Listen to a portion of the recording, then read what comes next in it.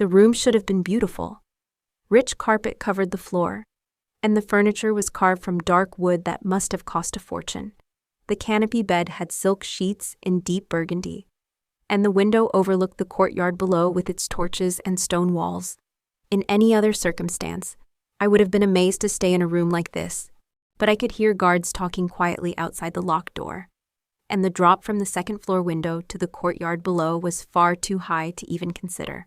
I stood at the window with my hand pressed against the cold glass, watching the courtyard below. Guards walked their patrol routes with confident strides, their boots echoing off the cobblestones. The door opened behind me without warning. I didn't turn around at first. I already knew who it was. Nobody else would enter without knocking. Still admiring the view? Lord Philip Montclair's voice was smooth and controlled, like he was commenting on the weather instead of entering the room where he'd been keeping me prisoner for the last 3 days. You'll have plenty of time to enjoy it once you accept your place here. I forced myself to turn and face him. He stood in the doorway wearing fine clothes that probably cost more than my mother and I earned in a year. Everything about him screamed wealth and power and entitlement, and everything about him made my skin crawl. "I'm not admiring anything," I said quietly, trying to keep my voice steady. He smiled like I'd said something charming and stepped into the room, closing the door behind him with a soft click. You will learn to appreciate what I'm offering you, Illyra.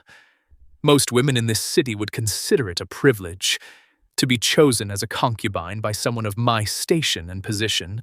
My hands clenched into fists at my sides. You mean most women would consider being dragged from their home and locked in a cage of privilege? Dragged is such an ugly word for it.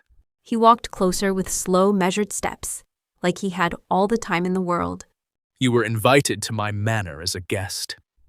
You simply haven't accepted the honor of the invitation yet.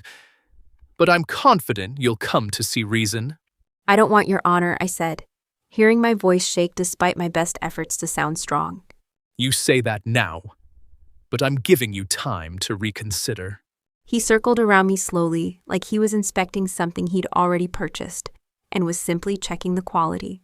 You have 2 full days to decide whether you will accept my generosity willingly, and understand what an opportunity this is for someone in your position. I stepped back, putting the bed between us. And what happens if I don't? His smile didn't waver, but something cold and cruel flickered in his eyes. Then I will assume you need more persuasion to see reason. My guards are quite loyal to me, and I'm sure they would be happy to help convince you of your good fortune before I claim what's mine. They've been looking at you with such interest these past few days. My stomach dropped, and I felt the blood drain from my face. He said it so casually, like he was discussing what to have for dinner, instead of threatening me with something unspeakable. The implication was clear and vile, and there was nothing I could do to stop him if he decided to follow through. You should feel honored, truly, he continued, adjusting the lace at his cuff like we were having a pleasant conversation over tea. I could have chosen anyone in this city, but I saw you in the market last week. So graceful and beautiful despite your circumstances. An elf like you deserves better than scraping by with your poor mother in that tiny house, working your fingers to the bone for copper coins. My mother and I are fine the way we are, I said, though my voice was shaking badly now, and I could feel tears threatening at the corners of my eyes. Are you really? He tilted his head and studied me like I was a particularly interesting puzzle. I think you'll find life here much more comfortable once you accept your place. You'll have everything you could want. Fine clothes, good food, a warm bed. All you have to do is be grateful for my attention. He walked to the door and paused with his hand on the handle, looking back at me over his shoulder. 2 days, Illyra. I suggest you use them wisely and come to the right decision. I would hate for things to become unpleasant between us. The door closed behind him, and I heard the lock click into place. I stood there trembling, with rage and fear warring inside me so fiercely that I couldn't tell which one was stronger. My hands were shaking, and my breath was coming too fast, and I wanted to scream or cry or break something. 2 days to decide whether to submit to this monster or face whatever horror he would unleash on me? There was no real choice in that. Not when he held all the power and I had none. I was completely and utterly trapped. I sank down onto the edge of the bed and wrapped my arms around myself, trying to stop the shaking. How did this happen? How did my life fall apart so quickly? 2 days ago, I'd been free to go where I wanted, to live my own life, to make my own choices. Now I was here, locked in a gilded cage and waiting for a nightmare I couldn't escape. Tears spilled down my cheeks, and I didn't bother trying to stop them. The guards outside wouldn't listen to me because they answered to Montclair. The servants wouldn't risk their positions to help an elf girl they didn't know. My mother had no power, no connections, no way to fight a lord who could do whatever he wanted without consequences. Nobody was coming to save me. I was completely alone. My mind drifted, searching desperately for anything to hold on to, anything to keep me from breaking down completely. I tried to think about home, about my mother, about happier times, but those thoughts just made the tears come faster. I tried to think about escape plans, but there was nowhere to go with guards at the door and a deadly drop from the second-floor window. I tried to think about anything else, anything at all. And somehow I found myself thinking about Daniel the blacksmith, the quiet man who worked in the forge just outside of town. Why was I thinking about him now, of all times?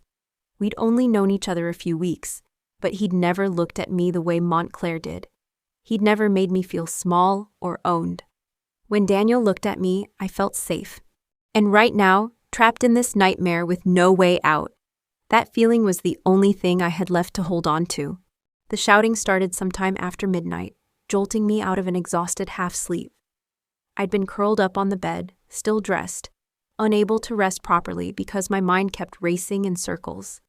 The sound of raised voices and running boots echoed up from the courtyard below, followed by the harsh clash of steel on steel. I bolted upright and rushed to the window, pressing my hands against the cold glass to see what was happening. The courtyard was chaos. Guards were running in every direction with weapons drawn, shouting commands that overlapped and contradicted each other. Torches flickered wildly as people rushed past them, casting crazy shadows across the stone walls. I could hear the panic in their voices, the confusion and fear. And then I saw him. A figure was walking through the main gate like he'd stepped out of a legend. He wore ornate full-plate armor that glowed with its own light, bright enough to illuminate the entire courtyard and push back the shadows. Ethereal tendrils of white light spread from his back like wings, beautiful and terrible at the same time. Even his massive war hammer glowed with the same magical light. An archer on the rooftop drew back his bow, aiming down at the armored figure. The knight didn't break stride. He hurled the hammer upward in a smooth arc, and I heard the impact even from where I stood. The archer crumpled and the bow clattered away across the roof tiles. The hammer vanished in a flash of light and reappeared instantly in the knight's hand. 6 guards rushed him at once with swords raised and shields up. Their blades struck toward his armor but bounced off an invisible barrier just before touching the metal, like they were hitting solid stone instead of air. The knight didn't even slow down. He swung the hammer in a controlled arc, and the first guard went down hard, his sword clattering away across the cobblestones. The second guard tried to dodge, but got caught by the edge of the blow and went down clutching his shoulder. From 3 stories up, I heard the crack of breaking bone. The knight moved like he was unstoppable, not fast or graceful, but absolutely inevitable, like a force of nature that couldn't be turned aside. Another guard went down, then another, their weapons useless against his armor. They weren't dead. I could see them writhing on the ground and clutching broken limbs and gasping for air. But they were completely out of the fight, disabled with brutal efficiency. More guards poured into the courtyard from inside the manor, at least a dozen of them. The knight kept walking forward like they weren't even there. His hammer rose and fell with terrible precision as guards scattered around him. Someone tried to tackle him from behind and got thrown aside like he weighed nothing at all. Another tried to sweep his legs and got knocked away with a casual backhand that sent him sprawling. He looked like a myth made real, like something holy and terrible that had stepped out of legend to deliver judgment on the wicked. I couldn't breathe. Who was he? Why was he here? Why was he fighting his way through Montclair's guards like they were nothing? The last group of guards formed a desperate line at the base of the manor stairs, with their shields locked together and spears leveled at him. He didn't stop or even slow down. The hammer swung and shields shattered into splinters as spears snapped like kindling, and men fell away to the sides.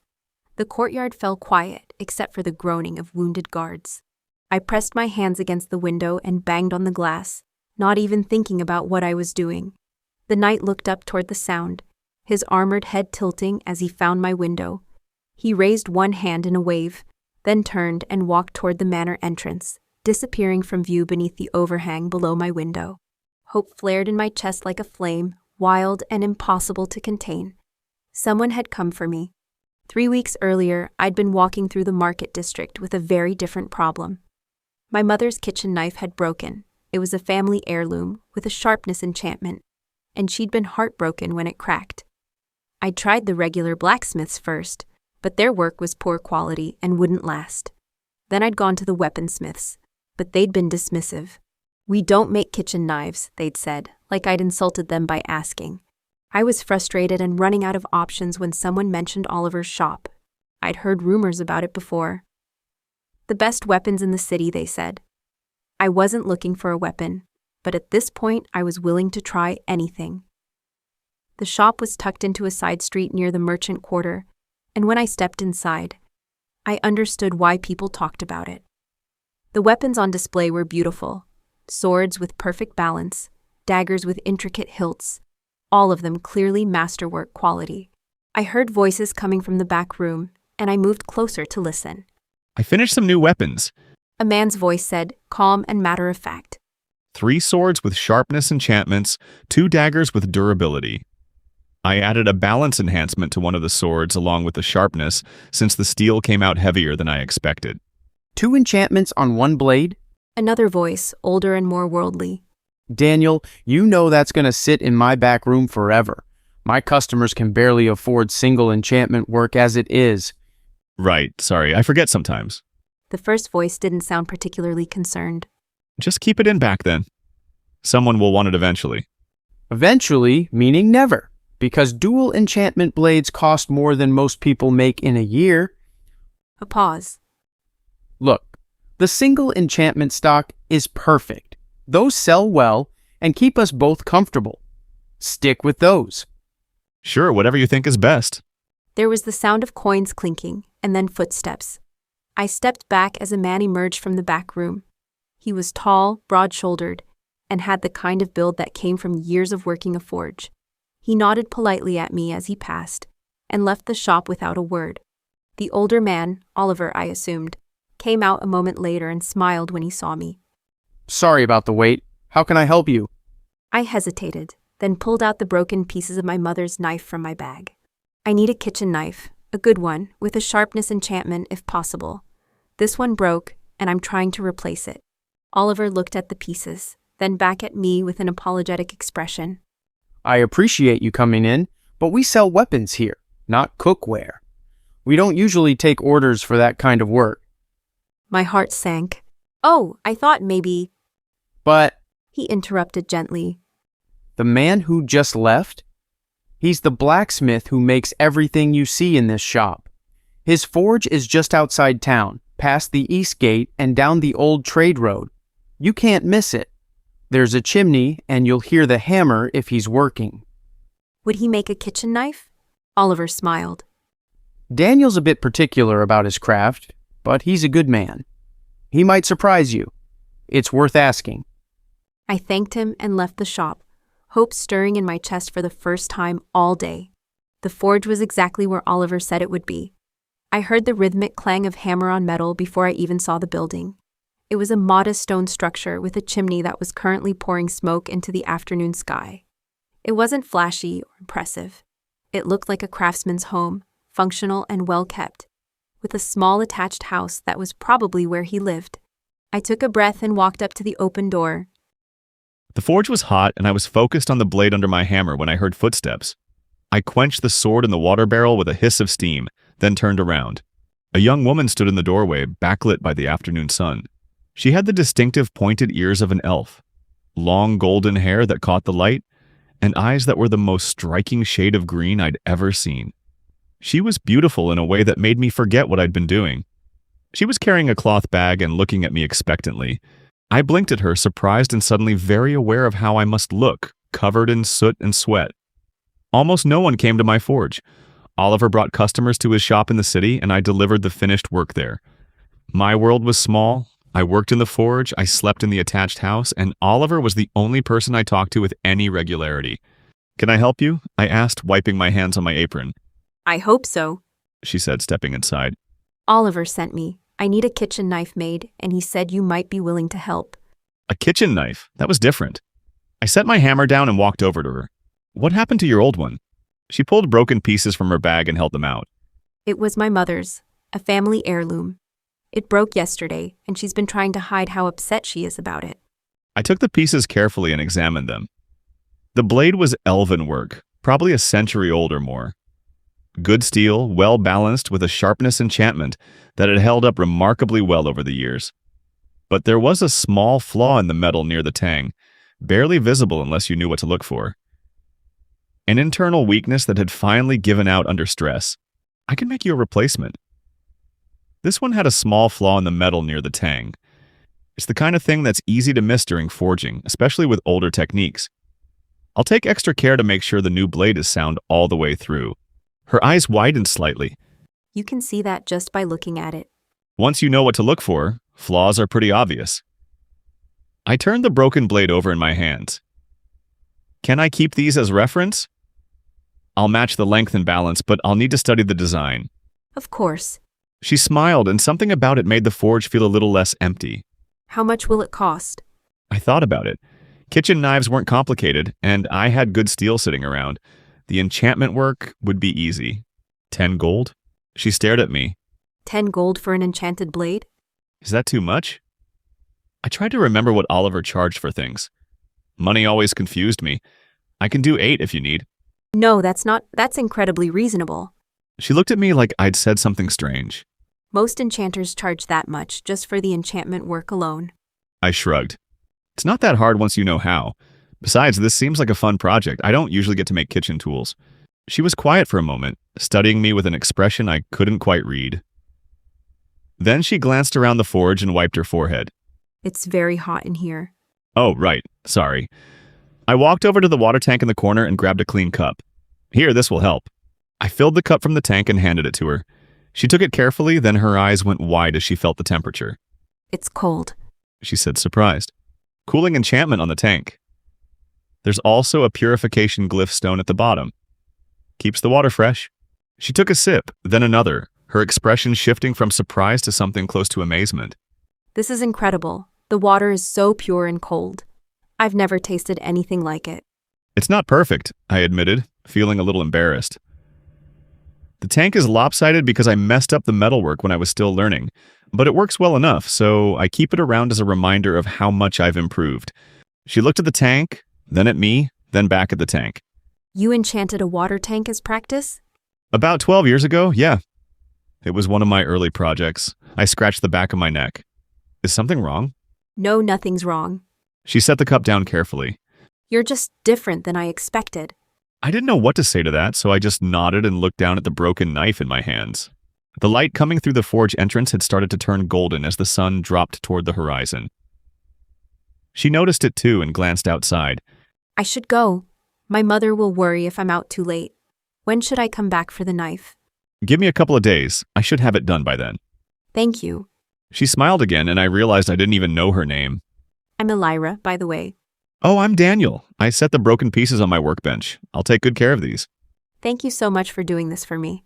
She left, and I stood there watching her walk down the road until she disappeared around the bend. Then I turned back to the forge. It felt emptier than it had before she'd arrived. The fire still burned, the tools still sat where I'd left them, the half-finished sword still needed work. Everything was exactly the same as it had been an hour ago, but something had changed and I couldn't quite put my finger on what it was. I picked up the broken knife pieces again and studied them in the fading light. A replacement would be straightforward. Good steel, proper heat treatment, careful attention to the balance. A sharpness enchantment and maybe a durability enhancement as well, just to make sure it lasted. I should get started on it tomorrow. But tonight the forge felt quieter than usual, and I wasn't entirely sure I liked it. I finished the sword I'd been working on before Elira arrived, then cleared my workbench and set the broken knife pieces in front of me. The forge fire was dying down, so I activated the light orb hanging from the ceiling. It flared to life with a soft white glow, illuminating the workspace below. I studied the broken knife carefully. The balance was good, the curve was practical for kitchen work, and the length was perfect for an elf's hand size. I could make something better than the original. Not because the original was bad, but because I'd learned a lot in 20 years of smithing. 20 years. Sometimes it still surprised me that I'd been here that long. Back on Earth, I'd been a programmer, spending my days solving puzzles and building systems. When I died and got the chance to start over in a new world, I knew I didn't have the temperament to be an adventurer. I wanted to make things, to build with my hands. Blacksmithing had always appealed to me, and I'd figured it would be the perfect fit. Turned out I was right. I'd apprenticed under an old blacksmith for 10 years, learning the basics of the craft. He'd been a good man and a patient teacher, never once making me feel foolish for my mistakes. When he died 10 years ago, he'd left me his forge and everything in it. I missed him still, but I'd been working here ever since, slowly improving, trying to make him proud. I selected a bar of good steel from my supply and started heating the forge. The familiar routine was comforting. Heat the metal, hammer it into shape, fold it, hammer it again. I worked late into the night, letting my hands follow patterns I'd practiced thousands of times. By dawn, the blade was shaped and tempered. I set it aside and went to sleep for a few hours. When I woke up, I ate a quick breakfast and got back to work. The blade needed an edge, which I ground carefully on my whetstone, and a handle, which I carved from a piece of hardwood I'd been saving. But the interesting part was still ahead. The enchantments. I'd bought an old beginner's book on magical inscription from a traveling merchant years ago, and it had taught me the basics. One enchantment per item, placed carefully in runes along the blade or handle. Simple, straightforward, reliable. But I'd never been satisfied with just one enchantment. It had taken me years to figure out how to make multiple enchantments work together. The runes had to be arranged just right, like pieces in a puzzle. Move one slightly to the left, and it enhanced the effect of another. Overlap two in a specific way, and they created something new entirely. It reminded me of Tetris, or other puzzle games I'd played back on Earth. Shapes that had to fit together in exactly the right configuration. I'd tried hundreds of combinations over the years, testing and iterating and improving my technique. Most smiths stuck with one enchantment because it was safe and predictable. But where was the fun in that? For this knife, I decided on 3. Sharpness was obvious. Durability made sense for something that would be used daily, and purification seemed practical for a kitchen tool. I'd never tried that specific combination before, but the rune patterns should work together nicely. I spent the afternoon carefully inscribing the runes into the blade, my hands steady and precise. Each line had to be perfect. Each curve had to connect properly. One mistake and the whole thing could fail, or worse, create an unstable enchantment. When I finished, I activated the inscriptions with a touch of mana and watched as they flared briefly before settling into a soft glow that faded into the metal. I needed to test it. I went inside to my small kitchen and grabbed a tomato. I held it steady on the cutting board and brought the knife down in a smooth motion. The blade sliced through like the tomato wasn't even there. No resistance, no crushing, just a clean, perfect cut. The edge hadn't even needed pressure, it had simply passed through. I stared at the 2 perfect halves for a moment, then smiled. It reminded me of those late-night infomercials back on Earth. The ones where they'd slice through tomatoes and aluminum cans to show off knife sets. Except this one was real and I'd made it myself. That had come out better than I'd expected. The knife was done. Elira came back the next day, just as the sun was starting to set. I heard her footsteps on the path and looked up from the sword I was working on. "Perfect timing," I said, setting my hammer down. "I just finished your knife this morning." Her eyes lit up. Already? That was so fast. I walked over to my workbench and picked up the finished blade, wrapped carefully in cloth. It's better than the original. Same design, but I used better steel and made sure there were no flaws in the structure. I unwrapped it and held it out to her. She took it carefully, her fingers running along the smooth wood of the handle. The blade caught the evening light, showing the careful grindwork and the slight shimmer of the enchantments beneath the surface. It's beautiful. she said softly. What enchantment did you put on it? Oh, I was able to put 3. Sharpness, durability, and purification. The sharpness will keep the edge keen for years, the durability will prevent it from breaking or chipping, and the purification enchantment will remove parasites and bacteria from anything you cut. I felt myself getting a bit excited explaining it. You can even dip the blade in water to purify it. Same principle as the glyph stone in my water tank. Isn't that convenient? She looked up at me, her eyes wide. 3 enchantments on a kitchen knife? Is that a problem? I scratched the back of my head. I thought it would be useful. Kitchens can be messy, and having a blade that stays sharp and clean seems practical. Daniel, She was staring at the knife like it was something precious. do you know what this would cost in the city? A blade with 3 enchantments. Probably more than 10 gold, I admitted. But you already paid me, so we're square. This is worth more than my house. Her voice was barely above a whisper. This is the kind of blade nobles carry as heirlooms. And you made it for my mother's kitchen. I shrugged. It wasn't that hard. The runes just had to be arranged properly. Once you understand the patterns, adding more enchantments is just a matter of fitting them together correctly. She looked at me for a long moment, then carefully wrapped the knife back up in the cloth. My mother is going to cry when she sees this. In a good way, I hope. In a very good way. She smiled, and I felt that same strange warmth I'd felt when she'd first visited. Thank you, Daniel. This is more than I could have hoped for. You're welcome. I meant it. Making the knife had been fun, and seeing her reaction made it feel even better. She tucked the wrapped knife carefully into her bag, then hesitated. Can I pay you more? This is worth so much more than 10 gold. No, I shook my head firmly. We agreed on a price. I don't need more than that. But Really? I'm fine. I gestured around at the forge. I have everything I need. Making the knife was interesting work, and that's payment enough for me. Her eyes got watery and she looked like she was about to cry. Before I could say anything, she stepped forward and hugged me. I froze, completely unprepared for the contact. She was warm and small against me, and I could feel her trembling slightly. thank you. She said, her voice muffled against my chest. Thank you so much. I carefully put my arms around her, not quite sure what to do with my hands. You're welcome, I managed to say.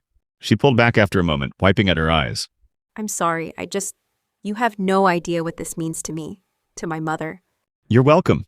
Tell your mother I hope she likes it. She smiled through the tears. She will. Elira turned to leave, then paused at the doorway and looked back. Can I come visit again sometime, even if I don't need anything made? The question caught me off guard. You want to visit? If that's all right. I'd like to learn more about smithing, and She hesitated. you're interesting to talk to. I felt my face heat up slightly. Nobody had ever said that to me before. Sure, you can visit whenever you want. Then I'll see you soon. She smiled one more time, then left. I stood there in the forge, watching her walk down the path until she disappeared from view. I walked home in a daze, clutching the wrapped knife against my chest. The sun had set completely, and the evening air was cool against my flushed face. I couldn't stop replaying the moment in my mind.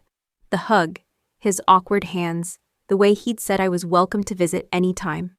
But underneath the warm glow of the memory, a cold thread of worry had started to weave its way through my thoughts. 3 enchantments on a kitchen knife. I knew enough about the city's economy to understand what that meant. Single enchantment items were expensive. Dual enchantment blades were rare and cost more than most people earned in 30 years. They were the kinds of things nobles carried as family heirlooms, passed down through generations. And Daniel had made a triple enchanted blade for my mother's kitchen, for 10 gold. If word got out about this, people would ask questions. Merchants would want to know where it came from. Nobles might take an interest in the blacksmith who could create such things so casually. And Daniel seemed completely oblivious to the attention that could bring. He'd been so kind to me, so generous. In a city where weaponsmiths had sneered at my request for a simple kitchen knife, he'd treated it like an interesting project. He'd made something extraordinary and refused to charge me what it was worth. That kind of kindness was rare. I didn't want it to bring him trouble. I reached our house and paused at the door, taking a breath to compose myself. Then I went inside. My mother was sitting by the fire, mending one of her dresses. She looked up when I entered, and her face brightened. You're back? Did you find someone to help? I did. I unwrapped the knife carefully and held it out to her. She set her sewing aside and took it with gentle hands. For a long moment, she just stared at it. Her fingers traced the smooth wooden handle, tested the weight, examined the perfect edge that caught the firelight. Her voice cracked. This is beautiful work. It has 3 enchantments, I said quietly. Sharpness, durability, and purification. Her eyes widened and snapped up to meet mine. 3? Elira, how much did this cost? 10 gold. She looked at the knife again, then back at me, like she was waiting for me to admit I was joking. 10? That's impossible. 3 enchantments? Elira, I've never even heard of such a thing. This is beyond anything a common person could ever afford. I know. I sat down next to her. The blacksmith who made it didn't seem to care about the money. He just wanted to help. My mother's expression softened, and a knowing look came into her eyes. This blacksmith, tell me about him. His name is Daniel. He has a forge just outside the east gate. He's very skilled, and he was kind to me when no one else would even listen. I felt my face heating up under her gaze. He said I could visit again if I wanted to learn about smithing. A small smile played at the corners of her mouth. Did he now? And what does this Daniel look like? Mother. I'm just curious about the man who made such a generous gift for my daughter to bring home. It wasn't a gift for me. It was a commission, for you. I was definitely blushing now. And he's tall, strong, from all the forge work. He has kind eyes. Kind eyes, she repeated, her smile growing. I see. It's not like that. She set the knife down carefully on her lap and reached over to squeeze my hand. Of course not, but perhaps you should visit him again to thank him properly for his excellent craftsmanship. Mother, she laughed, the sound warm and full of affection. I'm teasing, dear, but truly this is an incredible gift. Please tell him I'm deeply grateful. She picked up the knife again, turning it in the firelight with wonder in her eyes. And if you do visit him again, perhaps bring him something as thanks. Some fresh bread or those berry tarts you make so well. I opened my mouth to protest again, then closed it. She wasn't wrong. Daniel had done something extraordinary for us, and a simple thank you didn't feel like enough. Maybe, I admitted quietly. She smiled and went back to admiring the knife, but I could see the knowing look still in her eyes. She'd already decided I liked him, and no amount of denial was going to change her mind. The worst part was that she might be right. The next morning, I went back to work on a sword commission for Oliver. The steel needed folding, the edge needed grinding, and the enchantment needed careful inscription.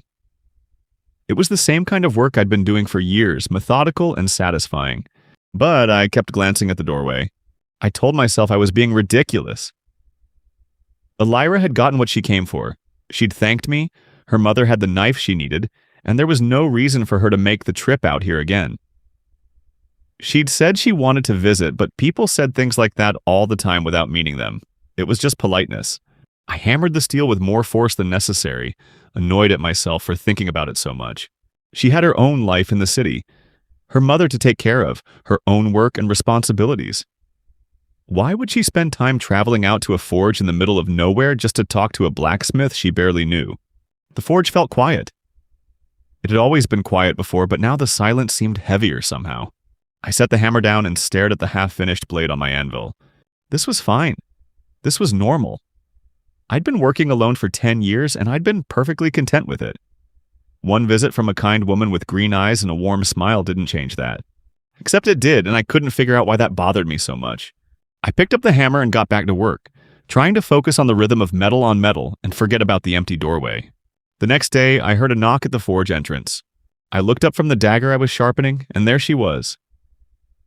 Elira stood in the doorway with a wicker basket over one arm, wearing a simple green dress that brought out the color of her eyes. She smiled when she saw me. I brought lunch. I thought you might be hungry. I set the dagger down carefully, trying not to look as surprised and pleased as I felt. You didn't have to do that. I wanted to. She walked into the forge and set the basket on my workbench, moving aside a few tools to make space. My mother and I made extra this morning, and I thought it would be nice to thank you properly for the knife. She hasn't stopped talking about how wonderful it is. I'm glad she likes it. I wiped my hands on my apron, suddenly aware of how dirty I was compared to her. I actually forget to eat lunch a lot when I'm working. This is really thoughtful. She pulled out 2 cloth-wrapped bundles from the basket and unwrapped them to reveal sandwiches with thick slices of bread, cheese, and some kind of meat. There were also apples and what looked like small honey cakes. It's nothing fancy, but it should taste better than whatever you usually eat while you're working. I usually don't eat while I'm working, I admitted. I just keep going until dinner and wonder why I'm so tired. She laughed, and the sound made the forge feel warmer. Then I definitely did the right thing by coming. We sat on a bench near the door where there was better ventilation, and I bit into the sandwich. It was good. Really good. The bread was fresh and the cheese had herbs mixed into it that I couldn't identify but tasted amazing. This is excellent, I said around a mouthful of food. Oh, good. I was worried you wouldn't like it. She looked genuinely relieved. Elira took a bite of her own sandwich, then looked around the forge. How do you stand the heat in here all day? It must be exhausting. I forget how hot it actually is. I glanced at the forge fire, then stood up. Actually, I have something that might help. I walked over to a wooden box near my workbench and pulled out a metal bracelet. It was oval-shaped with a hinge on one side and a clasp on the other, made for my wrist size. Here, try this. She set her sandwich down and held out her hand. I slipped the bracelet over her wrist without opening it. It was so loose that it slid easily past her hand and sat around her forearm, way too big for her delicate build. It's going to fall off if I move my hand down, she said, tilting her arm to demonstrate. The bracelet slid toward her elbow. Sorry, I made that one for myself. But try it for a moment. I activated the enchantment with a touch of mana. Her eyes went wide. Oh, the heat is gone. It feels like a perfect spring day. It has stacked heat resistance enchantments. Multiple layers of the same effect to make it stronger. I held up my own wrist, showing her the matching bracelet I was wearing. I made a set of them years ago because the forge gets unbearable in the summer. I forget I'm wearing it most of the time now. She turned her arm carefully, watching the two large bracelets slide around. This is incredible. I didn't know you could stack the same enchantment like that. Most people don't bother stacking enchantments. I frowned, thinking about it. I'm not sure why, actually. Maybe because most people don't work in forges and don't need this level of heat resistance?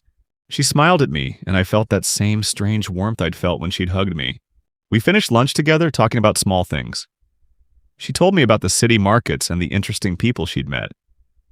I told her about the commission I was working on for Oliver and the straightforward enchantment work it required. The conversation was easy and comfortable in a way I wasn't used to. When she finally stood to leave, she carefully removed the oversized bracelet and handed it back to me. Thank you for lunch, I said, and for the company. I'll come back tomorrow if that's all right, with more food. Tomorrow? I tried not to sound too eager. You're going to come back tomorrow? If you want me to. I'd like that. I meant it more than I'd meant anything in a long time. She smiled, picked up her basket, and left. I stood in the doorway and watched her walk down the path until she disappeared from view, then went back to my workbench. I pulled out a thin bar of silver and started measuring it against my own wrist, then adjusted the measurement down significantly. A bracelet for Elira, small, delicate, perfectly sized for her. I could have it done by tomorrow morning. When Elira arrived the next day, I had the bracelet ready. It was silver, perfectly sized for her wrist, with the same stacked heat resistance enchantments I'd used on my own. I'd polished it until it shined. For you, I said, holding it out. She took it with careful hands, examining the delicate metalwork. Daniel, this is beautiful. You made this overnight. It wasn't complicated. I felt my face heat up slightly. Try it on. She opened the clasp and fitted it around her wrist. It sat perfectly, not too tight, and not loose enough to slide around. I activated the enchantment, and she let out a small breath of relief as the forge heat disappeared for her. Now I can visit as long as I want without melting, she said, smiling. And she did visit, every single day. At first, I kept expecting her to stop showing up. Surely she had better things to do than bring lunch to a blacksmith. But every afternoon around midday, I'd hear her knock at the forge entrance, and there she'd be with her basket and that smile that made the whole forge feel brighter. She never came empty-handed. Sometimes it was sandwiches, sometimes meat pies, sometimes fresh fruit and cheese. Once she brought a whole roasted chicken that we ate with our hands, laughing when the grease dripped down our fingers. She was an excellent cook, and I told her so every time. We talked while we ate, about everything and nothing. One day she asked about my apprenticeship, and I told her about the old blacksmith who'd taught me everything I knew. How patient he'd been with my mistakes, how he'd left me the forge when he died. Another day I asked about her father, and her expression grew sad. He died 15 years ago, an accident in the city. Mother and I have been on our own ever since. We've wanted to leave, find somewhere quieter, but we're stuck here. No money for travel, no family elsewhere to stay with," she said quietly. I didn't know what to say to that, so I just listened while she talked about him. How he'd been kind and hardworking, how much her mother still missed him. The conversations weren't always heavy. She told me about the city gossip, the ridiculous things she'd overheard in the markets. I showed her how I inscribed enchantments, letting her watch as I carefully drew runes into metal. She asked 1,000 questions, genuinely curious about every aspect of the craft, and I found myself explaining things I'd never bothered to put into words before. One afternoon it rained, and instead of eating in the forge, we went into my small house attached to the workshop. It was sparse and plain, just a bed, a table, a few chairs, and some shelves with books on metalworking. She didn't comment on how empty it was, just sat at my table like it was the most natural thing in the world. "Do you ever get lonely out here?" she asked. I did, I said honestly. Before you started coming by. She looked at me for a long moment, then smiled. "I'm glad I come by then." Every time she walked through that door, the forge came alive in a way it never had before. The light seemed brighter, the air seemed lighter, and the work I was doing felt more meaningful somehow. A week after her first lunch visit, I realized I'd started listening for her knock at the door, anticipating the moment she'd arrive, planning what I'd show her that day, what I'd tell her about, what questions I'd ask. I was happier than I'd been in years, and it was entirely because of a young elf woman who brought me lunch and asked about my work and made me feel like I mattered to someone. I didn't want it to end. A few days later, I decided to do something I'd been thinking about for a while. "Would you want to walk through the city with me?" I asked as we finished lunch. I know that sounds strange since you live there, but I realized I don't actually know the city very well. I've been here for 20 years and I barely leave the forge. Her face lit up. "You want me to show you around?" "If you don't mind." "I'd love to." She stood up immediately, already excited. "There are so many places you should see. The old fountain in the market square, the bridge over the river, the cathedral with the stained glass windows." We walked into town together, and I felt oddly out of place in my own city. I'd been to Oliver's shop countless times, but I'd always taken the same direct route and never paid attention to anything else. Elira, on the other hand, seemed to know every street and alley. She pointed out the bakery with the best bread, the small bookshop tucked between two larger buildings, the park where children played in the afternoons. She greeted people as we passed, clearly well known in the community, and I realized how isolated I'd been all these years. "That's the old temple. It's been there since before the city was built up around it. And over there is the Weavers' Guild Hall," she said, gesturing to a stone building with intricate carvings. We walked along the river, watching boats drift past, and she told me stories about the city's history that I'd never bothered to learn. I found myself more interested in watching her talk than in the actual landmarks. The way her hands moved when she explained something, the way her eyes sparkled when she described places she loved. Then we turned a corner and she gestured toward a large manor on a hill overlooking the city. "That's Lord Philip Montclair's manor," she said, and her voice went cold. I looked at her, surprised by the sudden change in tone. "The mayor?" "Unfortunately." She stared at the manor with undisguised disgust. "He's a pompous, selfish man who only has the position because he has royal blood. Everyone in the city hates him, but no one can do anything about it because of his connections." "Is it that bad?" "Worse than you can imagine." She started walking again like she couldn't stand to look at the place any longer. "He's completely narcissistic. Throws lavish parties for himself and his noble friends, while people in the lower districts struggle. He usually doesn't bother with the actual running of the city, thank the gods. Because when he does get involved, it's always to benefit himself. Most people just steer clear of him and hope he doesn't notice them." "Sounds like a piece of work." "That's putting it kindly." She glanced back at the manor one more time, her expression hard. "My mother says he's gotten worse in recent years. More entitled, more demanding. People are afraid of him, but they're also too powerless to challenge someone with royal backing." I vaguely remembered getting a commission to make armor for someone named Montclair a few years back. He'd complained the whole time about the weight, so I'd made it thinner and lighter than standard plate.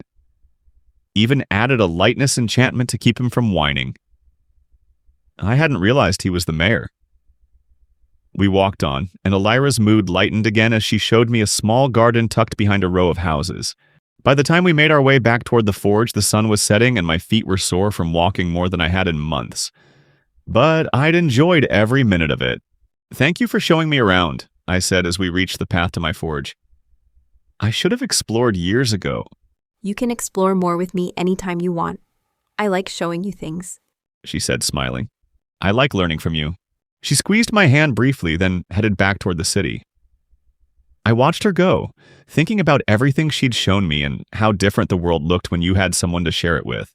The manor on the hill loomed in the distance, silhouetted against the darkening sky. I barely gave it a second thought. A few days later, I needed to make a delivery to Oliver's shop. I'd finished a set of swords and daggers that he'd been waiting for, and they were ready to go. Elira was at the forge when I started packing them up in cloth wrappings. "I need to take these to Oliver," I said. "Want to come with me?" I'd love to see your friend again. I only spoke with him briefly that first day when he sent me to your forge, she said. We walked to the shop together, me carrying the bundle of weapons and Elira walking beside me. I was glad for the company and the conversation along the way. Oliver was behind the counter when we entered, organizing some paperwork. He looked up and grinned when he saw me. Daniel, right on time. Then his eyes shifted to Elira and his grin widened. And you brought company. "This is Elira," I said, setting the bundle on the counter. "Elira, this is Oliver." We've sort of met. Elira said, smiling. You sent me to Daniel's forge when I needed a kitchen knife made. Oliver's eyes lit up with recognition. All right, the knife for your mother. I take it Daniel did good work? Better than good. My mother hasn't stopped using it since I brought it home. Oliver unwrapped the weapons I'd brought and examined them with a practiced eye. He picked up one of the swords, testing the balance, checking the edge, running his finger along the flat of the blade. Excellent as always. Single enchantments on all of them? 2 on the long sword, sharpness and durability. The rest are single. Oliver raised an eyebrow. You made another dual enchantment blade. Daniel, we talked about this. I know. But the steel came out really well and I thought it deserved the extra work. I shrugged. Just put it in back with the others. Someone will want it eventually. Eventually meaning never? Oliver muttered, but he was smiling. He looked at Elira. Do you know what you've gotten yourself into, spending time with this one? He has no concept of what his work is worth. Drives me crazy. I'm starting to figure that out, Elira said, glancing at me with amusement. Oliver started counting out coins for the payment, then paused and looked between us. So, how long has this been going on? How long has what been going on? I asked. You two? He gestured vaguely at both of us. 'Tis the way you're standing next to each other, the way she's looking at you, the way you've been smiling since you walked in here. I've known you for years, Daniel, and I've never seen you this relaxed around another person. I felt my face heat up. She's been bringing me lunch. We're friends. Uh-huh. Oliver's grin was positively mischievous now. Friends? Sure. Elira was blushing too, but she didn't deny it. Oliver finished counting the payment and slid the coins across the counter to me. Well, friend or otherwise, it's good to see you getting out of that forge once in a while. You work too much. That's what I keep telling him. See, she's already got good sense. Oliver started wrapping the weapons back up to put them in his display cases. You should listen to her more often. We talked for a while longer, Oliver telling stories about difficult customers and Elira laughing at his descriptions. I watched them interact and realized how much I'd wanted them to get along. Oliver was my only real friend in the city, and Elira had become something important. Having them like each other mattered. When we finally left the shop, Oliver called after us. Bring her back anytime, Daniel. It's nice to see you happy. We walked back toward the forge. After a while, Elira spoke. He seems like a good friend. He is. He opened that shop specifically so I could focus on making things instead of dealing with customers. He handles all the commerce side of things and lets me just work. That's really kind of him. He says I'd starve if I had to sell things myself. I smiled. He's probably right. She slipped her hand into mine as we walked, and I felt that same warm expansion in my chest that I was starting to associate with her presence. I like seeing more of your life, your forge, the city, your friend. It feels like I'm getting to know the real you. I like having you in my life, I said quietly. She squeezed my hand and we kept walking.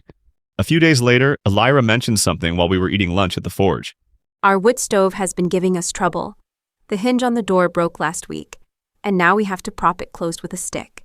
My mother keeps worrying it's going to fall off completely, She said, picking at her sandwich. A broken hinge? I set down my food. That's an easy fix. I can take a look at it if you want. You don't have to do that. I know, but I want to help. I thought about it. If it's just the hinge, I can either forge it back together or solder a new piece on. Either way, it shouldn't take long. She smiled, and I could see the relief in her eyes. That would be wonderful. My mother has been so stressed about it, but we can't afford to hire someone to repair it right now. Don't worry about payment. Consider it a favor. I finished my sandwich. When would be a good time to look at it? Are you free for dinner tomorrow? You could look at the stove, and my mother would love to meet you properly. She keeps asking about the blacksmith who made her knife. The invitation caught me off guard. Dinner at your home? If that's all right. She's an excellent cook, and it would give you a chance to see the stove in person.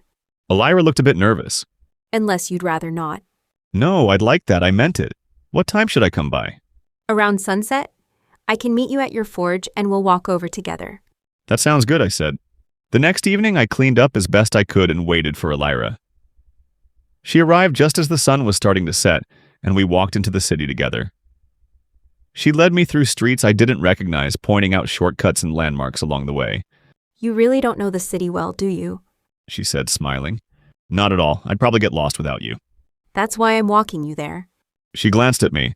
Also, I wanted to spend a bit more time with you before my mother starts interrogating you.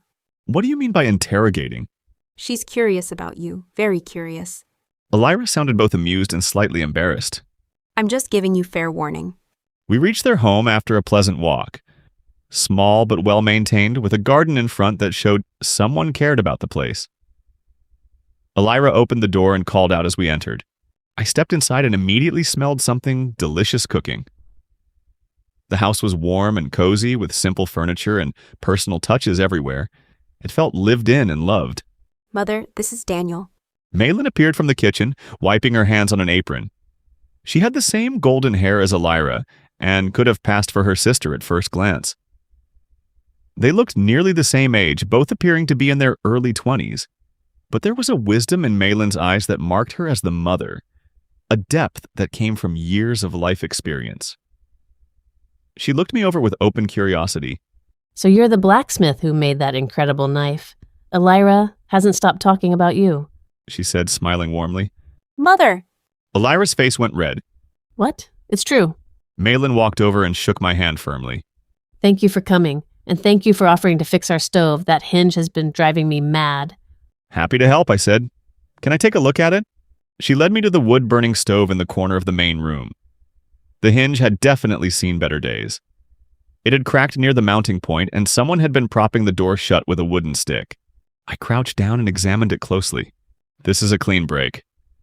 I can take the door back to my forge and either weld the hinge back together or make a new one entirely. Either way, it'll be stronger than the original. How long will that take? Malin asked. I should have it done by tomorrow morning. I'll bring it back as soon as it's finished. Wonderful. She clapped her hands together. Now, dinner is almost ready. Please, sit down and join us. We sat at a small table, and Malin brought out roasted chicken with vegetables and fresh bread. It smelled amazing, and I realized I was actually hungry despite eating lunch earlier. Elira tells me you've been very kind to her, teaching her about smithing, letting her visit your forge. Malin said as she served the food. She's been kind to me too, I said. She brings me lunch every day and makes sure I actually eat. I probably forget half the time otherwise. Malin smiled knowingly. She's always been thoughtful like that. Takes after her father in that way. We ate and talked, and I found myself relaxing. Malin had a warm, easy way about her that made conversation comfortable. She asked about my work, and I told her about some of the commissions I'd been working on. She seemed genuinely interested. Elira mentioned you're quite skilled with enchantments. That knife you made has been absolutely perfect. I've never had a blade that stayed so sharp. Malin said. I'm glad it's working well. Working well is an understatement. She cut a piece of chicken effortlessly. This thing cuts through everything like it's butter. And the purification enchantment is remarkable. I never have to worry about bacteria when I'm working with raw meat anymore.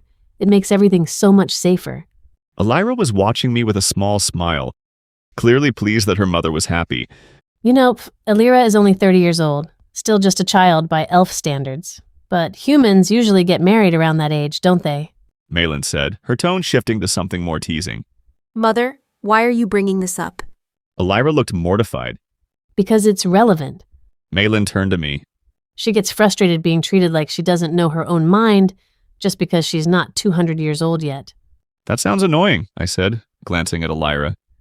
You seem plenty mature to me. Thank you, she said quietly. Malin smiled. I'm just saying, age can be complicated. If you don't mind me asking, are you seeing anyone? Mother. What? It's a reasonable question. Malin looked at me expectantly. I felt my face heat up slightly. No, I'm not seeing anyone. I'm a lot older than I look, so it makes relationships a bit more complicated. Older than you look? How much older? Malin tilted her head. I hesitated, then decided there was no point in hiding it. Technically, I'm in my 40s, so I guess I'm older than Elira. I have a blessing of immortality, so I don't age. Both of them stared at me. The room went very quiet. Immortality? Like the heroes from old stories? She said finally. Sort of. When I died on Earth and got reincarnated here, a goddess blessed me. She gave me immortality as a random gift. I shrugged. I was really excited about it at first, but she seemed worried. Said immortality wouldn't help much if I got killed in my first week. She felt bad for me and gave me a boost to learning skills as well, to help me survive. Malin leaned forward, fascinated. We've heard of people being blessed like that, but I've never actually met one. What did the goddess expect you to do? She thought I'd want to become an adventurer. I smiled slightly, but I didn't really want to throw my life away getting killed by a slime or something. So I decided to learn a craft instead. Smithing seemed interesting. Killed by a slime. Elira repeated, and I could see she was trying not to laugh. Hey, those things are dangerous if you're not prepared. I took a bite of bread. Anyway, I've been here for 20 years now. The immortality means I don't age, and the skill boost means I learn faster than most people. It's worked out pretty well. 20 years. Malin said softly. You look so young. I was in my mid-20s when I died, but I was reincarnated into a 20-year-old body. That's how I'll look forever, I guess. I shifted in my seat. It makes dating complicated. Human women live normal lifespans, and I'd outlive them by centuries. That's not really fair to either of us. There was a weight to those words that I hadn't really thought about before. But it was true. I'd been avoiding getting close to anyone, partly because I knew I'd watch them grow old and die while I stayed the same. Malin looked between me and Elira with an expression I couldn't quite read. Then she smiled gently. Well, elves live for centuries, so that's not a problem we have to worry about, she said. Elira went bright red and stared down at her plate. I felt my own face heating up. I suppose that's true. Malin laughed softly. You're welcome here anytime, Daniel. Truly. Any friend of Elira's is welcome in our home. Thank you, I managed to say. The rest of dinner was pleasant, though Elira kept shooting embarrassed looks at her mother whenever Malin smiled knowingly. When I finally left with the stove door under my arm, I felt lighter than I had in years. I'd found people who accepted me for what I was, who just welcomed me into their home and fed me dinner. It felt good. I worked on the hinge the next morning, forging a new mounting piece and welding it carefully to the door. I reinforced the weak points and made sure it would hold up to daily use. By afternoon, it was done and stronger than the original. I brought the repaired door to their house around dinner time, and Malin opened the door with a delighted smile. You finished it already. It was a straightforward repair. I held up the stove door. Should last you another 20 years at least. Come in, come in. She ushered me inside. Elira, Daniel brought the door back. Elira appeared from the back room and smiled when she saw me. That was fast. I reattached the door to the stove while they watched, making sure the hinge swung smoothly and latched properly. The door opened and closed perfectly now, with no need for a stick to prop it shut. There you go, I said, standing up. Good as new. Stay for dinner, I insist. You've done us such a favor, and I made extra food. Malin said immediately. I don't want to impose. You're not imposing. You're joining us. She was already setting another place at the table. I looked at Elira, who nodded encouragingly. All right, I said thank you. We ate together again, and it was nice. Really nice. Sitting around a table with people who cared about me, sharing a meal like I was part of a family. I'd been missing this without even realizing it. A few days later, I found myself thinking about making another knife. The first one had been a chef knife, tapered and elegant, designed for precise cutting work. But kitchens needed more than just one type of blade. I'd noticed during dinner that Malin had been using the chef knife for everything, including chopping meat, which wasn't ideal. A cleaver would be better for that. Flatter profile, more consistent width, designed specifically for chopping through tougher ingredients. I could make it just as well crafted as the first knife, maybe even better now that I'd refined my technique. It would be a gift, for both of them really, but I'd give it to Elira to present to her mother. I started working on it the next morning, selecting a good piece of steel and heating the forge. The design came together quickly in my mind. I wanted it to be practical, but beautiful. Something that felt good in the hand and looked good hanging on a kitchen wall. I spent 2 days on the knife itself, getting the balance just right and making sure the edge was perfect. Then I added the enchantments. Sharpness, durability, and purification, just like the first one. The runes fit together smoothly, and when I activated them, the blade took on that subtle shimmer of well-crafted magical work. I wrapped it carefully in cloth and set it aside. I'd give it to Elira the next time she came by. The next day, Elira didn't show up for lunch. I waited, working on a sword commission and glancing at the forge entrance more often than I wanted to admit. Maybe she was busy. Maybe her mother needed help with something. It happened. By late afternoon, I decided to take the knife to her house. It would be a nice surprise, and I could see if everything was all right. I cleaned up, wrapped the cleaver knife carefully, and headed into the city. When I knocked on the door, Malin answered. Her eyes were red and swollen, and tears were streaming down her face. My stomach dropped. What happened? He took her. Malin's voice broke. Lord Montclair. He took Elira. I stood there frozen, not understanding. What do you mean he took her? His guards came 2 days ago in the morning. They just walked in and took her to the manor. She wiped at her eyes with shaking hands. He's forcing her to become his concubine. Did you go to the city guard? Report it? The guards are loyal to him, Daniel. They're the ones who took her. Malin's voice was hollow with despair. No one will stand up to Montclair. He has royal blood, he has power, and we have nothing. We're just 2 elf women trying to survive in this city. Who would help us? I felt like I'd been hit in the chest. There has to be something we can do. There isn't. She looked at me with complete defeat in her eyes. I've asked everyone I know. No one will risk going against him. Elira's fate is sealed, and there's nothing I can do to save her. I stepped forward and pulled Malin into a hug, feeling her shake with sobs against my shoulder. I didn't know what to say. I had no experience with this kind of thing. No friends with influence, no allies who could help. Even Oliver, my only real friend, couldn't talk a corrupt lord into releasing someone. I'm so sorry, I said quietly, because I didn't know what else to say. We stood there for a while, and then Malin pulled back and wiped her face. Thank you for coming. I know you cared about her, too, she said.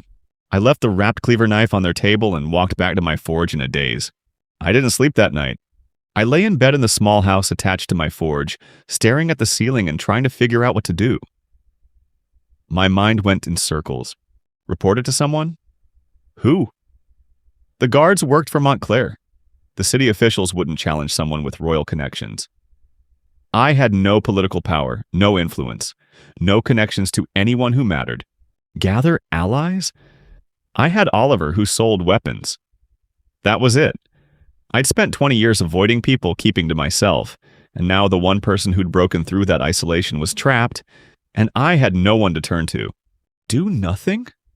Let Elira be forced into a life she didn't want with a man she despised? Watch Malin grieve for a daughter who was still alive but lost anyway? That was unacceptable. I got up and paced the small room. The forge outside felt unbearably empty. For 20 years, I'd worked alone and been content with it. But these past few weeks with Elira had changed something fundamental. I'd gotten used to hearing her knock at the door. I'd gotten used to sharing lunch and talking about everything and nothing. I'd gotten used to having someone in my life who cared about me and who I cared about in return. The thought of going back to that emptiness was worse than anything I could imagine. And Elira was up in that manor, trapped and afraid, waiting to see if anyone would help her. I had to do something, even if it got me killed, even if it was stupid and reckless and I had no idea what I was doing. I couldn't just let this happen. By morning, I'd made my decision. I'd slept fitfully through the night, tossing and turning as my mind worked through impossible scenarios. But when dawn came, I knew what I had to do. I walked into my bedroom and opened the closet I rarely used. Hanging inside, taking up most of the space, was the suit of mithril armor I'd made years ago. It was absolutely ridiculous. I'd spent a full year building it, working obsessively on every piece. Then I'd spent 6 months learning advanced inscription techniques so I could layer enchantment after enchantment into the metal.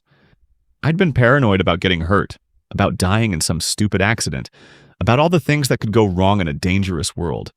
So I'd made the most over-engineered suit of armor I could possibly create. Then I'd put it on and looked at myself in a mirror. The pauldrons were massive, way bigger than they needed to be. The whole thing glowed with a soft light from the enchantments layered into it. It was shiny, ostentatious, and looked like something a hero from a children's story would wear. I'd wanted to wear it around town, maybe drum up some business by looking impressive. Instead, I'd taken one look at myself, cringed at how ridiculous I appeared, and shoved the whole thing in the closet where no one would ever see it. Now I pulled it out and looked at it critically. It was still ridiculous. The design was impractical, the pauldrons were absurd, and I was going to look like an idiot wearing it. But it had nearly every defensive enchantment I could think of layered into the mithril. Durability, impact resistance, a protective barrier, light for visibility, and a self-donning mechanism so I could put it on without help. Embarrassment didn't matter anymore. I activated the donning enchantment and watched as the armor pieces lifted themselves into position, locking together around my body with smooth, mechanical precision. The helmet settled onto my head last, and I felt the familiar weight of full-plate armor settling across my shoulders. I walked over to my weapon rack and picked up my warhammer. I'd over-enchanted this too because apparently I couldn't help myself. Enhanced impact, glow for matching the armor, a return enchantment that let me throw it and call it back to my hand, and a handful of others. I looked at myself in the small mirror by the door. I looked absolutely absurd, like an oversized toy soldier with ridiculous pauldrons. But it could protect me from just about anything. Lord Philip Montclair had taken someone I cared about. It was time to get her back. I spent the day preparing and waiting for nightfall. I wasn't about to walk through the city in broad daylight wearing glowing armor that made me look like an oversized festival decoration. People would laugh, point, maybe even try to stop me thinking I was insane. Better to wait until the streets were quiet and most people were inside for the night. I checked the armor enchantments one more time, tested the hammer's weight in my hand, and practiced throwing it a few times to get used to the return enchantment. The hammer disappeared and reappeared in my grip smoothly each time. At least that part was working. I tried not to think too hard about what I was about to do. When the sun finally set and darkness settled over the city, I left my forge and headed toward the manor. The streets were mostly empty. A few people saw me and stared, but I kept walking. It was dark, and I could barely see through the helmet's narrow eye slits. I activated the light enchantment on my armor before I got too close to the manor. The whole suit started glowing with brilliant white light, illuminating the street around me. And from my back, ethereal tendrils of light spread out like wings, beautiful and completely absurd. The warhammer glowed with the same magical light. I looked like a character from a video game back on Earth. I cringed internally but kept the lights on because I needed to see where I was going. The armor moved silently with each step thanks to the sound dampening enchantment I'd built in, and the warhammer felt heavy in my hand. I'd never used it in actual combat before. Never really used any weapon in combat before, actually. This was probably a terrible idea, but I kept walking anyway. The manor gate loomed ahead of me, lit by torches on either side. 2 guards stood at the entrance, armed and alert. They saw me coming and straightened up, hands moving to their weapons. I stopped a few paces away. "I'm here for Elira, the elf woman Lord Montclair took. Let her go." One of the guards laughed. Get lost, fool. This isn't your concern. "I'm not leaving without her." Then you're not leaving at all. Both guards drew their swords and moved toward me. I raised my hammer and they attacked. The first blade struck toward my shoulder, but the protective barrier stopped at a hair's breadth from the armor itself. I felt the impact vibrate through the enchantment, but the sword bounced off without ever touching the mithril. The second guard tried for my side and his blade met the same invisible resistance, scraping uselessly against the barrier. They both looked confused. I swung the hammer low and caught the first guard's leg. The impact enchantment did its job, and I heard something crack.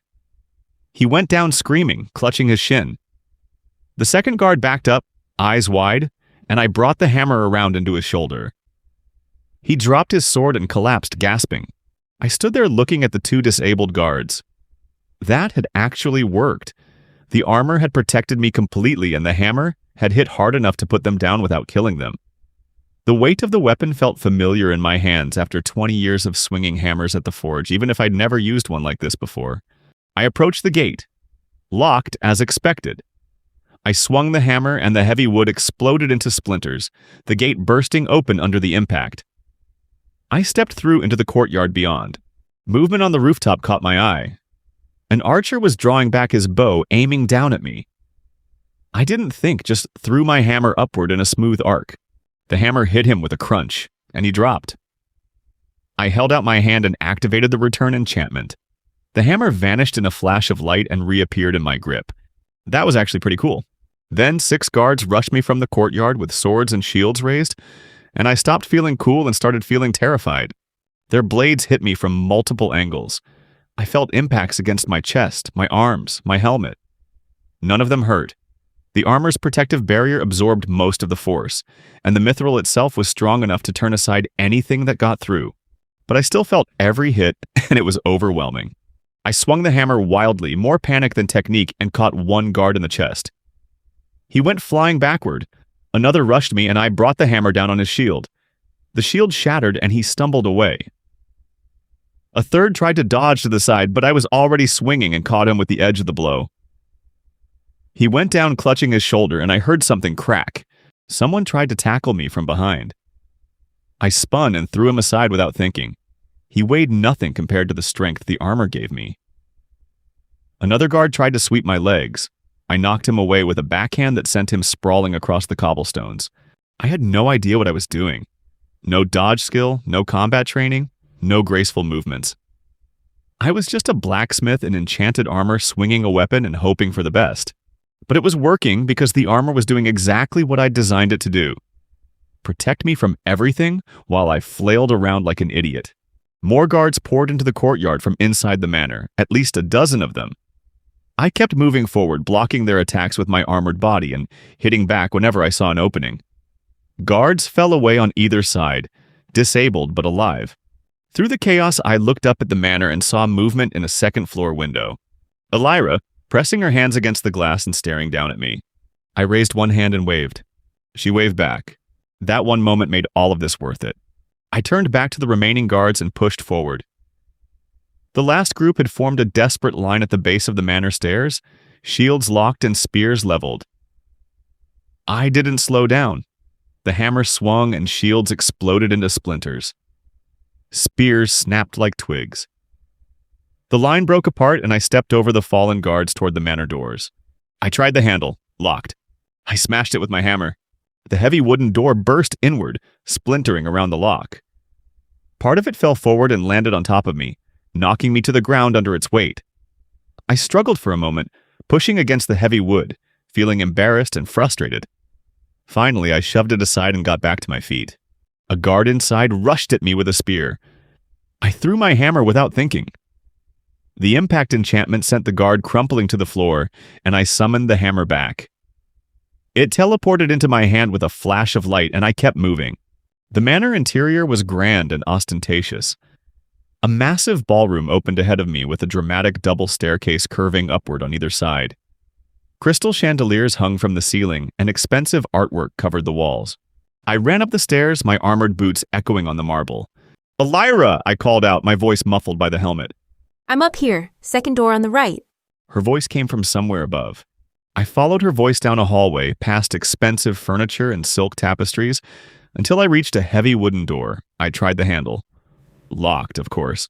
I smashed the lock with my hammer and pushed the door open.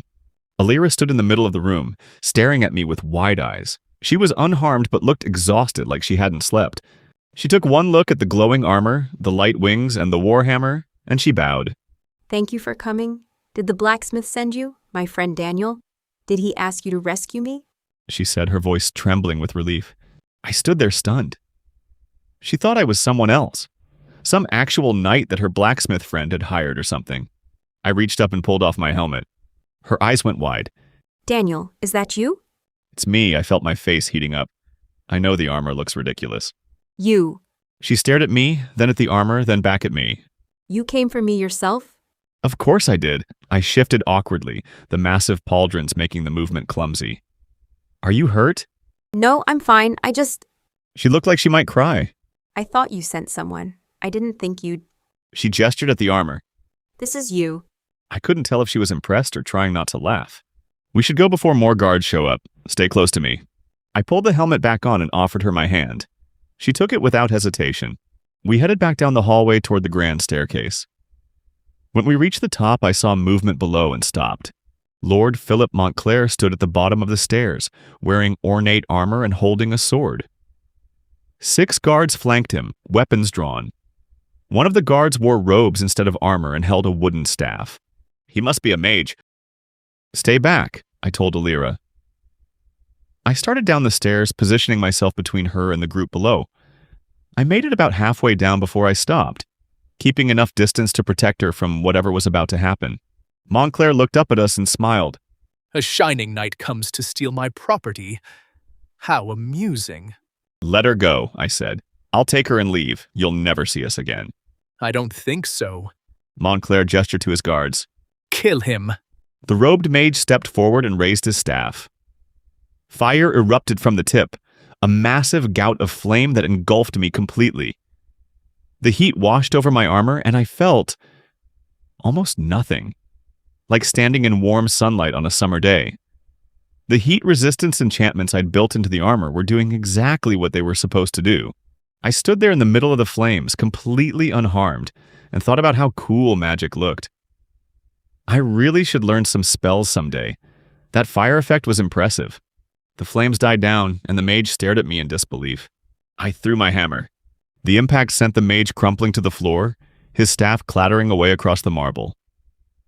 I summoned the hammer back to my hand and started down the stairs. The 5 remaining guards charged up the stairs at me. I didn't want to kill them. They were just following orders, doing their jobs. But I couldn't let them stop me either. I met them halfway, swinging the hammer low to catch the first guard's leg. He went down screaming. The second guard tried to stab me, and I blocked with my armored forearm, then brought the hammer down on his shoulder. Something crunched, and he dropped his sword. I kept moving down, step by step. The third guard got his shield smashed to pieces on the stairs. The fourth took a hit to the knee that folded him over. The fifth tried to run back down and got caught in the back with a glancing blow that put him on the ground, gasping for air. Within moments, I'd reached the bottom of the stairs. All 6 guards were disabled and groaning, scattered across the steps and marble floor. Alive, but out of the fight. Montclair stood alone before me, sword drawn, looking at me with an expression that mixed anger and disbelief. I studied the ornate plate he wore. I'd made that armor for a pampered whiner who complained endlessly about the weight. But I had to admit, it really did look impressive. The engravings caught the light beautifully, and the overall design was striking. That armor really does look nice, doesn't it? I said. The finest armor in the region. Crafted by the greatest blacksmith known to man. Montclair said proudly. I appreciate you saying so, I said quietly. Anyway, just let her go, I said, trying one more time. You could have any woman in this city who'd actually want to be with you. Why force someone who clearly doesn't? Want? Montclair laughed. She should be grateful I even looked at her. Any girl would be honored by my attention. Her wishes are irrelevant. They're not irrelevant to me. Then you'll die for your sentiment. Montclair pointed his sword at me. When I'm done with you, I'll make sure everyone knows what happens to those who interfere with Lord Philip Montclair. You'll be humiliated, broken, and forgotten. He rushed forward with his sword raised. He was fast. Much faster than me. The lightness enchantment on his armor let him move with incredible agility, and he actually knew how to fight. His blade struck my armor again and again, finding gaps, testing weak points, moving with practiced precision. Every hit bounced off the protective barrier or glanced off the mithril itself. I felt the impacts, but no pain, no damage. My armor was doing its job. I swung the hammer, but Montclair danced out of reach. He was too quick, too experienced. He darted in, struck twice, and retreated before I could react. Then he did it again, and again. Why won't you die? Montclair shouted, frustration creeping into his voice. I swung the hammer, but Montclair danced out of reach again. I blocked his next strike with my armored forearm and took another hit I couldn't avoid. The armor absorbed everything. Montclair's sword couldn't hurt me at all. Why won't you stand still? I said, swinging and missing as he darted away once more. The fight went on. Montclair kept attacking, kept moving, kept trying to find some weakness in my defenses. But there wasn't one. I'd been too paranoid when I made this armor, too worried about getting hurt. I'd layered in every protection I could think of, and Montclair was getting tired. I could see it in the way his movement started to slow, the way his breathing got heavier. He was wearing lighter armor, but he'd been darting in and out for several minutes now, expending enormous energy trying to hurt me. I felt fine. 20 years of swinging hammers at the forge had built endurance I didn't even think about. I could keep this up all day. Montclair lunged forward one more time, his sword aimed at my throat. I raised my armored forearm and let the blade glance off. Then I swung the hammer with everything I had. The hammer caught him square in the chest. The impact enchantment multiplied the force of the blow. The thin, vanity armor he'd insisted on crumpled inward like paper. I heard ribs breaking, heard the terrible sound of metal crushing flesh and bone. Montclair stumbled backward, dropped his sword, and fell to his knees. He looked down at his crushed chest plate in disbelief, then up at me with eyes that were already starting to glaze over. He collapsed forward and didn't move again. I stood there looking down at his body. I hadn't wanted this. I'd tried to reason with him, tried to give him a way out, but he'd chosen this path. He'd chosen cruelty and violence, and in the end, his own vanity had killed him. I turned around and looked up the stairs. Elira stood there, one hand over her mouth, staring down at Montclair's body. It's over, I said quietly. Let's go home. We left the manor without anyone trying to stop us. The guards were disabled, Montclair was dead, and there was no one left with the authority or will to pursue us. Once we were outside in the dark streets, I deactivated the armor's glow enchantment. The brilliant white light faded, and the mithril returned to its normal silver appearance. The ethereal wings of light disappeared. I kept the hammer glowing softly, using it as a light source to see where we were going. Elira walked beside me in silence. She hadn't said a word since we left the manor. I glanced at her occasionally, but her face was hard to read in the dim light. She was processing everything, I supposed. Fear, relief, disbelief. The whole night had been overwhelming. I didn't push her to talk. I just led the way through the quiet streets toward her home. When we reached her house, Elira opened the door and stepped inside. I followed hesitantly, stopping in the doorway. Malin was sitting at the table with her head in her hands, her shoulders shaking with quiet sobs. She looked up when the door opened, and her expression transformed from despair to pure shock. Elira! She jumped up and rushed across the room, pulling her daughter into a desperate hug. You're alive. You're home. How did you... Who... She looked past Elira and saw me standing in the doorway in full armor, still holding the glowing warhammer. Malin released Elira and bowed deeply. Thank you. Thank you for saving my daughter. I don't know who you are or what we can possibly offer you in return, but thank you. I pulled off my helmet and looked at her tiredly. Please don't tease me about the armor. I know it looks ridiculous. Malin's eyes went wide. Daniel? It's me. You. She stared at me, then at the armor, then back at my face. You're the one who rescued her. You fought through Montclair's guards? The armor did most of the work, I said, feeling my face heat up. I just swung the hammer. Mother, you should have seen him. He fought through dozens of guards like they were nothing. Their swords couldn't even touch him. He walked through fire without getting burned. He threw his hammer at people, and it came back to his hand. He looked like a hero from the old legends. Her voice gaining energy for the first time since we'd left the manor. I really didn't, I protested. I had no idea what I was doing. I just built good armor and got lucky. You saved my life. You risked everything. Elira said firmly. You came for me when no one else would. Malin was looking at me with an expression I couldn't quite read. Gratitude certainly, but also something that looked like amusement. Are you going to court my daughter, Daniel? She asked suddenly. I nearly dropped my hammer. What? You heard me. Malin crossed her arms, but she was smiling. You just fought through a manor full of guards to rescue her. You clearly care about her, so I'm asking if you intend to court her properly. Mother! Elira's face went bright red. I looked at Elira, then back at Malin. My face felt like it was on fire. I would like to. If Elira wants that. I've wanted to for a while now, but I didn't know how to ask. She talks about you constantly. The blacksmith this, the blacksmith that. I've heard more about your forge than I ever needed to know. And she's only 30 years old, you know, and a bit young for marriage, but if she wants to spend time with an immortal blacksmith who rescues her from corrupt lords, well, I suppose I can't object to that. Malin said, clearly enjoying herself now. Mother, please stop. Elira said, but she was smiling despite her embarrassment. I looked at Elira. Do you want to keep seeing me? I mean, not just as friends? She nodded, still blushing. Yes, I do. Something warm settled in my chest. Relief, happiness, a sense of rightness I hadn't felt in a long time. Then it settled, I said, if that's all right. It's more than all right. Elira stepped forward and hugged me, armor and all. Thank you for coming for me. Thank you for everything. I hugged her back carefully, trying not to knock her over with the bulky pauldrons. I'll always come for you, no matter what. We stood there for a moment, then I pulled back reluctantly. It's late. I should go home and let you rest.